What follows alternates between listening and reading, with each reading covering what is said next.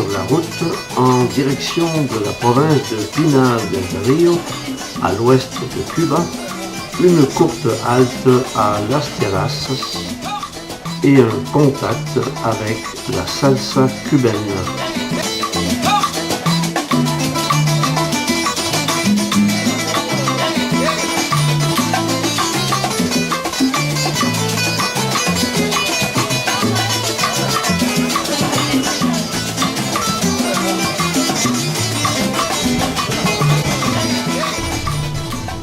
C'est à 200 km de La Havane qu'on arrive au charmant village de Viñales. Les maisons basses sont modestes, souvent peintes de couleurs vives et bien entretenues. Le tout est simple et élégant. Une petite église coloniale domine la place centrale. Autour de Viñales, une verdoyante vallée du même nom, couverte d'arbres aux couleurs éclatantes. Dans ce paysage bucolique, avec ses petites maisons paysannes, surgissent d'impressionnants pains de sucre, les mogotes, qui offrent un spectacle superbe, émouvant et surréaliste à la fois. À 4 km de Viñales, la Mural de la Prehistoria, une fresque peinte sur une falaise de 120 mètres de haut et 180 mètres de large. La petite route de campagne serpente entre les mogotes qui renferment de nombreuses grottes. Certaines sont même aménagées pour les touristes.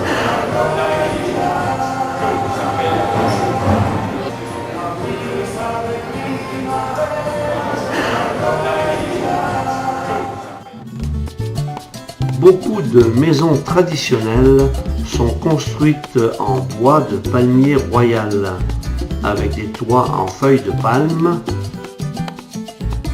Les champs d'ananas pullulent, comme les bananiers.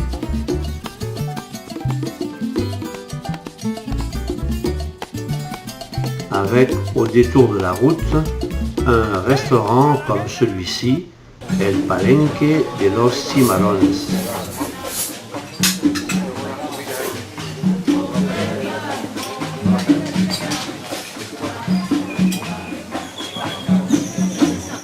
Un peu partout de la volaille et des bœufs, surnommés les tracteurs naturels.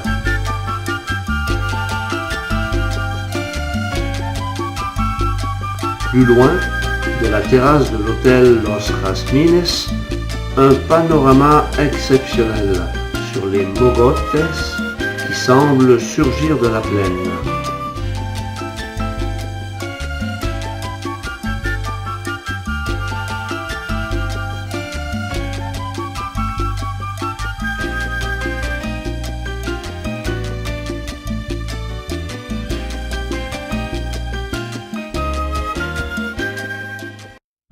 La visite d'une grotte longtemps habitée par les Indiens puis par les esclaves marrons permet d'admirer des arbres aux racines aériennes vertigineuses.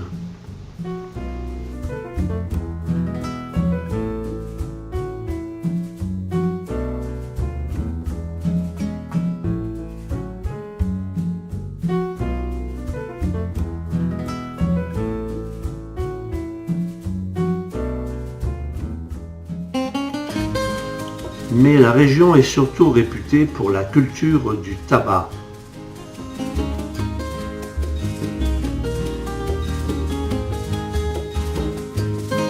Les casas de tabaco sont de curieuses maisons aux grands toits en pente où sèchent les meilleures feuilles de tabac du pays.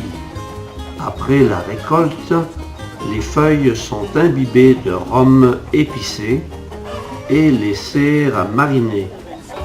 Puis, les femmes enfilent les feuilles avec une grande aiguille. Les feuilles, accrochées par des fils, sèchent ensuite durant 3 mois. l'État cubain achète environ 90% de la récolte. Le reste est laissé aux paysans pour sa propre consommation ou pour la vente à proximité.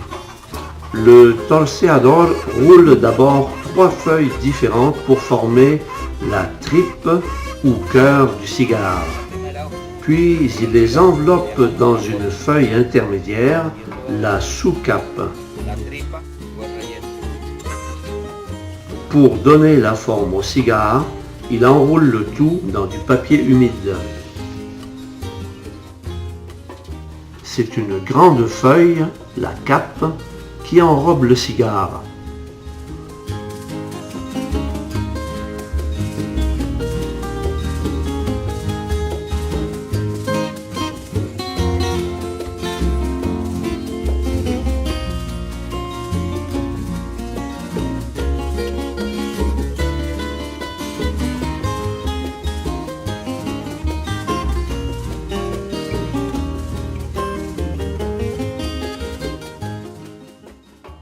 L'une des extrémités, le front, est coupée. Un peu de miel sert à coller la cape. Enfin, l'autre extrémité, l'orteil, est torsadé.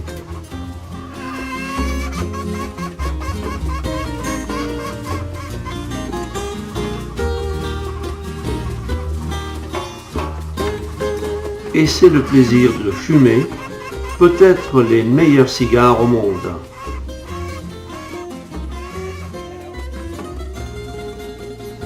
Dans ces plantations de tabac, on trouve aussi des malangas, sorte de patates douces,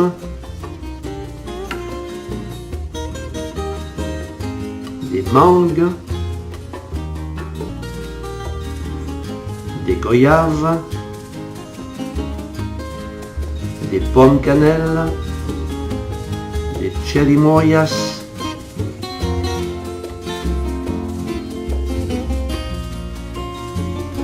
ainsi que des roses de Noël, des ananas et du café.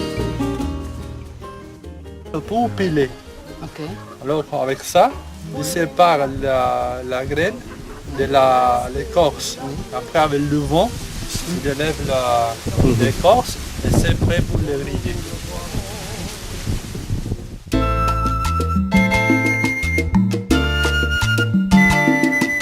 Avant de quitter cette région de l'Ouest, une visite au Cayo Lerissa, une petite île formée sur un récif de corail et autrefois fréquentée par Hemingway.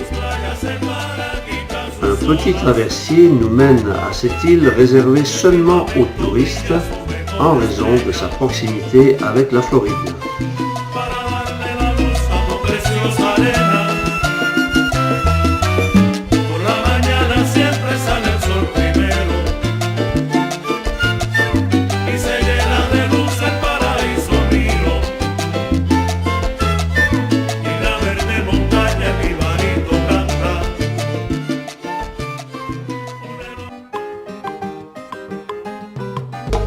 L'autoroute nous ramène d'abord à La Havane,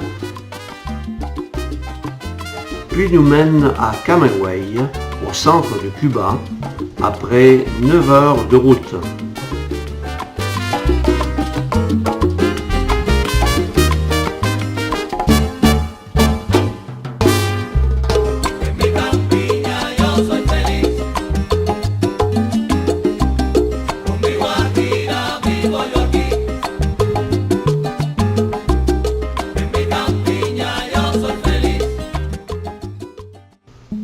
Nous arrivons de nuit dans une casa particular où nous attend un lit chez l'habitant.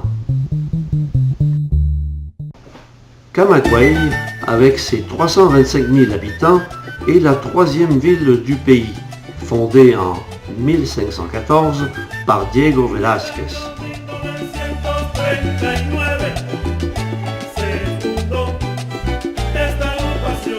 Le centre-ville colonial, le plus vaste et le mieux conservé de Cuba, est classé au patrimoine mondial de l'UNESCO grâce notamment aux superbes édifices qui datent de cette époque.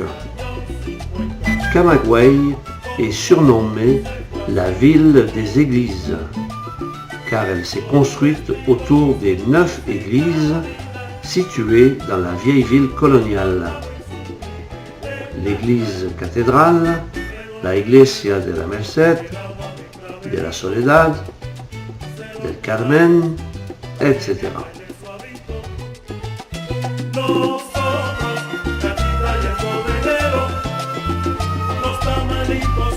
Pour relier les différents quartiers, un labyrinthe de rues étroites et de petites plazas.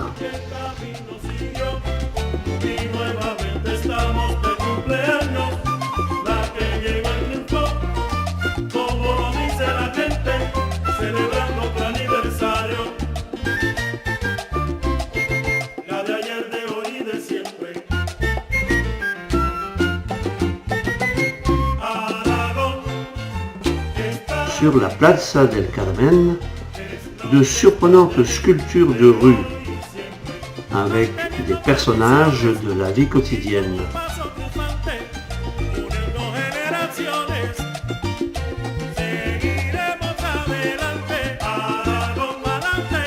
La Plaza de San Juan de Dios, avec son église du même nom,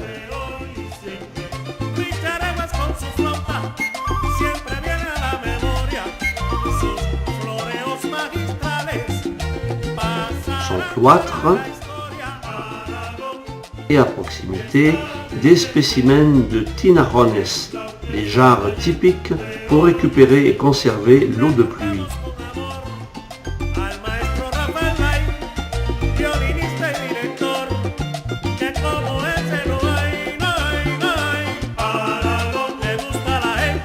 La rue Maceo est une des rues piétonnes les plus animées du centre-ville. À noter qu'après La Havane, Camagüey est la ville de Cuba où la culture tient une place très importante. La Plaza Maceo, c'est un salon national du livre, surtout d'ailleurs des livres sur les héros de la révolution castriste.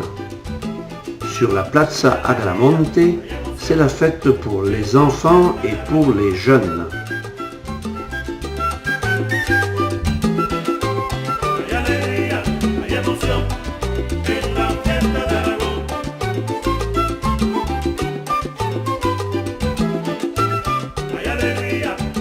Et pour quelques personnes plus âgées.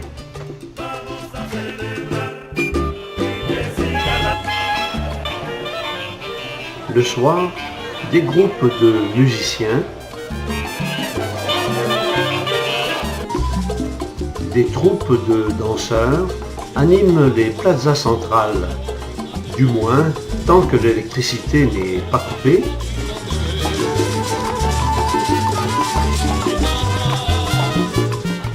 Ni que des fumigations ne chassent les insectes et tous les visiteurs.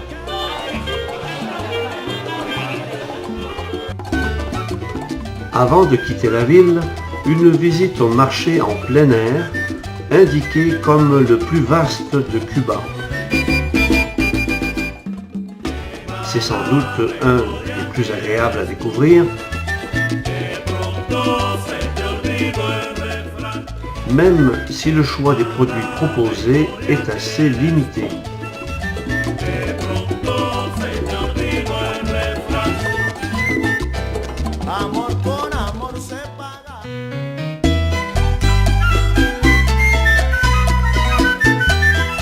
Mais alors que le Che proposait d'aller toujours vers la victoire, nous allons plutôt vers Santiago de Cuba.